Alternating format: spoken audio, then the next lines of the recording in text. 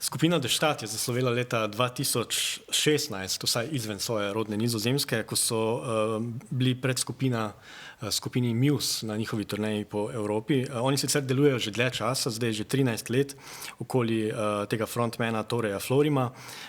Gre za 5-člansko zasedbo, ki je izdala 6. album Bubblegum, iz katerega prihaja tudi ta single. Ta videospot in komad sta v enem takem zanimivem razmerju, ker se mi zdi, da komad vendarle je bolj obsodba konzervativnih politik, še posebno v Združenih državah. Videospot pa nekako poskuša predstaviti ta absurdni dvoboj med dvema ideološkima stranema, tako da gre res za en tak vizualni tour de force, se mi zdi. In pa seveda za enega, bi rekel, kar redkih videospotov na tej komercialni sceni, ki se ukvarja in naslavlja politične teme. Zakaj misliš, mislim, kot prvo, a se tudi tebi zdi, da je to vse bolj odsotno iz videoscene in pa zakaj, recimo, imamo tako malo politike v glasbenem videospotu? Ja, mislim, prvi odgovor, ki mi pade na pamet, je, da se hoče verjetno glasbeniki distancirati od neke politične opredelitve, da ne odženejo potencialnega dela poslušalcev.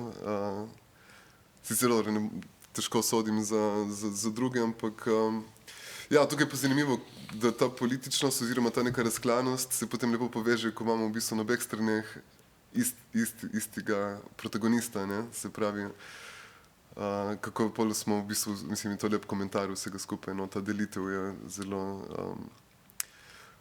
abstraktna, no. Mogoče so, ne vem, tudi bile za glasbenike zelo poučne nekatere kariere glasbenikov, ki so bili malo bolj politično usmerjeni v mainstreamu, seveda, ne? Recimo MIA, če pogledaš, ne?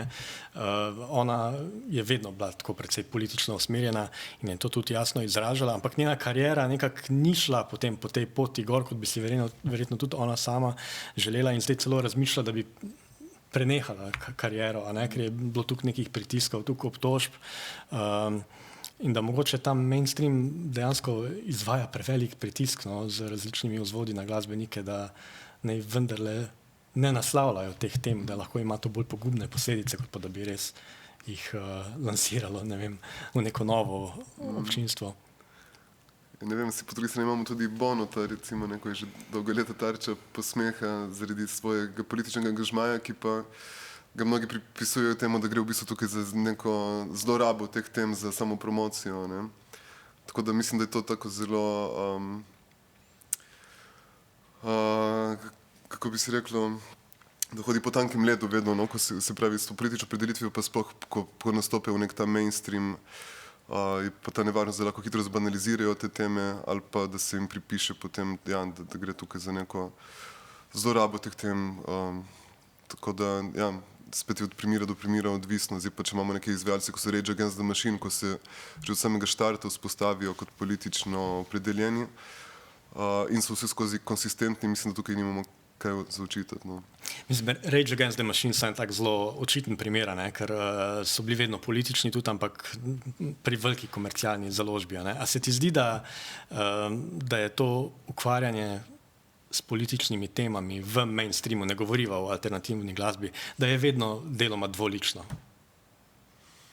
Da, kot si rekel, da mislim, da ni iskreno nikoli, da vedno gre za nek način promocije, iskanja nekega občinstva, mogoče grajenja nekega imidža, neke ostrine, ki lahko pomaga potem založbi tudi pri iskanju občinstva. Zdaj samo razmišljam o tem, da imamo mogoče dve različne poti, se pravi, da imamo nek bend, ko že od štarta oziroma nekega izvajalca, ki že od samega začetka ima to neko politično držo in potem gre za neko apropriacijo, kako ga usrka, recimo neka velika založba in na ta način ga naredi za nevarnega na nek način, oziroma ni to ta nek mehanizem kapitalizma, ko lahko vsak napad samo usrka vas in se nič več ne odbija.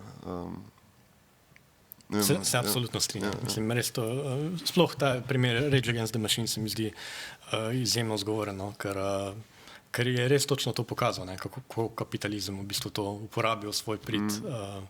Tako da, ja. Gremo kar naprej. 4. videospot nosi dvojni naslov I Found You, Nilda Story, gre pa za sodelovanje 3 glasbenikov, Calvina Harrisa, Benija Blanka in pa ameriškega pevca Miguela.